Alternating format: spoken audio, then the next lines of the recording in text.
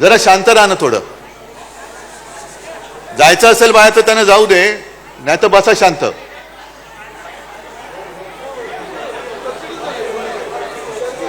गर्दी झाली जरा थोडा. हा वरती दारात, इकडे खाली काय नाही, वरती गर्दी झाली. त्यांना आत यायलाच जागा नाहीये.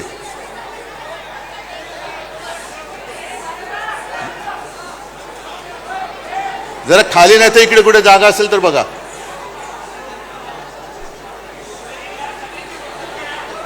बरं ठीक आहे, चला. ते वरती सांभाळतात सगळ्यांना, आपण आपलं सांभाळू इकडे.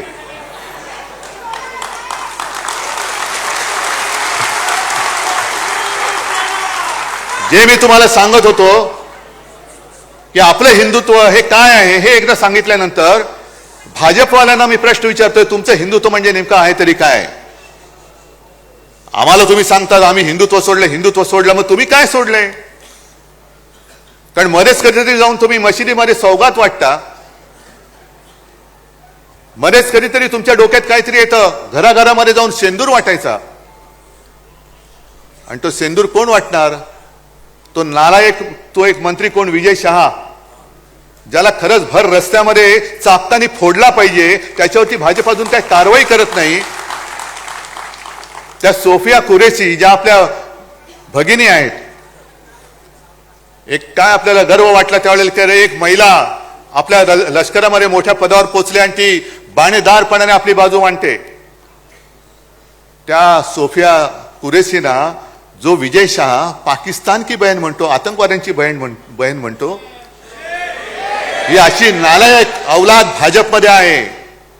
आणि या भाजपकडनं आपण देश सुधारण्याची आशा करतो, देश सुधारणार आहे. मग तुम्हाला एवढं सुद्धा कळत नाही, एक तरी इतर वेळेला शेपट्या घालून आत बसणार. तुम्ही सैन्याचे पाय तर बांधलेच, नाही तर सैन्याने धडक दिली होती, आजपर्यंत आपण पाकिस्तान घेतलाही असता. पण ट्रम्पचा फोन आल्यानंतर हे युक्रेन का वॉर रुकवा दी पापा, वॉर रुकवा दी पापा, ती जाहिरात होती ना, आपण पण केली होती. पण ट्रम्पचा फोन आल्यानंतर यांचा आवाजच गेला. काय करायचे ते असे प्रधानमंत्री, काय करायचे तसे गृहमंत्री? संजय राऊत, तुम्ही जो प्रश्न विचारला तो बरोबर आहे की ते 4 अतिरेकी आतमध्ये आले कसे? संरक्षण मंत्री काय करतायत, गृहमंत्री काय करतायत? खाडखाड गोळ्या घालून आपले पर्यटक तिकडे जे गेले होते त्यांना गोळ्या घालून मारणारे अतिरेकी गेले कुठे? पाताळात गेले, आकाशात गेले का भाजपात गेले? अजून मिळत कसे नाहीत सांगता येत नाही त्यांना. गेलेही असतील, घेतलेही असतील. कारण आता फक्त दाऊदला घ्यायचं बाकी राहिलेलं आहे, बाकी सगळं झालेलं आहे. आणि जसं आपण सदस्य नोंदणी करतो, कुठे करतो आपण? घरोघरी जातो, आपल्या शाखेमध्ये करतो, काही ठिकाणी पब्लिक प्लेस असतात तिकडे करतो, बरोबर ना? पण मला आता कोणीतरी सांगितले की भाजपने आता नवीन सुरू केले, जेलच्या तुरुंगाच्या दरवाजाच्या बाहेर त्यांनी स्टॉल टाकलेत. इथे येतो का तिथे जातो. म्हणजे काय, किती लोकांना बदनाम करायचं, आयुष्यातून उठवायचं, भ्रष्टाचारी म्हणून बोंबाबोंब करायची, संपूर्ण कुटुंबाला बदनाम करायचं, मग त्याच्या मागे SIT लावायची. आता बघू ना, ज्या ज्या गोष्टी या भाजपवाल्यांनी तेव्हा अगदी देवेंद्र फडणवीसांनी सांगितलं होतं, SIT लावू, हे लावू, ते लावू. मग SITची काय तुमची ST झाली, सगळ्यांनी घेऊन जाणारी? आता बघूया. म्हणजे सगळ्यांना बोंबलून, भ्रष्ट म्हणून बोंबलून टाकायचं, बदनाम करायचं. 70,000 कोटीचा घोटाळा आलं का, छे छे छे छे छे, पाय धुवून त्यांचं पाणी पितायत. सिंचन घोटाळा ना, म्हणून पाणी पितायत.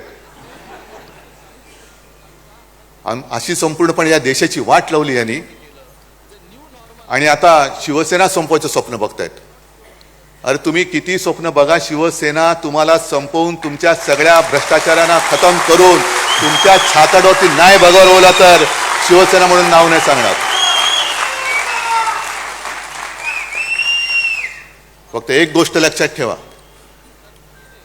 की आपल्याला आता भांडून चालणार नाही. आपल्याला म्हणजे आपल्यात नाही, पण भाजपची जी काही एक नीती आहे त्यांनी विधानसभेच्या वेळेला एक ती नारा दिला होता, बटेंगे तो कटेंगे. आपल्याला वाटलं होतं हिंदू मुसलमान तर पेलच.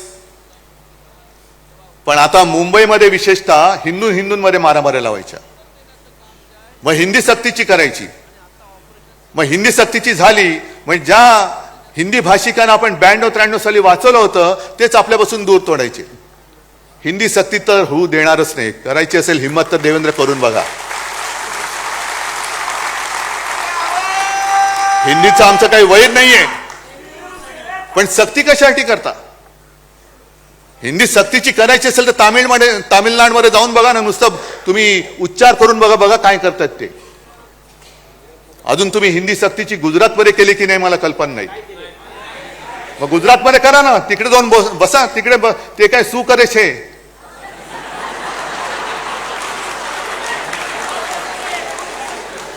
म्हणजे ते मराठीत त्याचा अर्थ वेगळा होतो, हिंदीत काय होतं मला माहिती नाही. पण इकडे आपल्याला भांडवट ठेवायचं. भांडा हिंदी सक्तीची म्हणजे काय झालं की अगदी निवडणुकीच्या तोंडावरती आपण मुंबईकर सगळे एकत्र राहतोय, ते मराठी अमराठीमध्ये झगडा. मग त्याच्यावरनं आपण भांडत बसायचं. आणि एकदा का आपण भांडायला लागलो काय भ्रष्टाचार करायला मोकळे.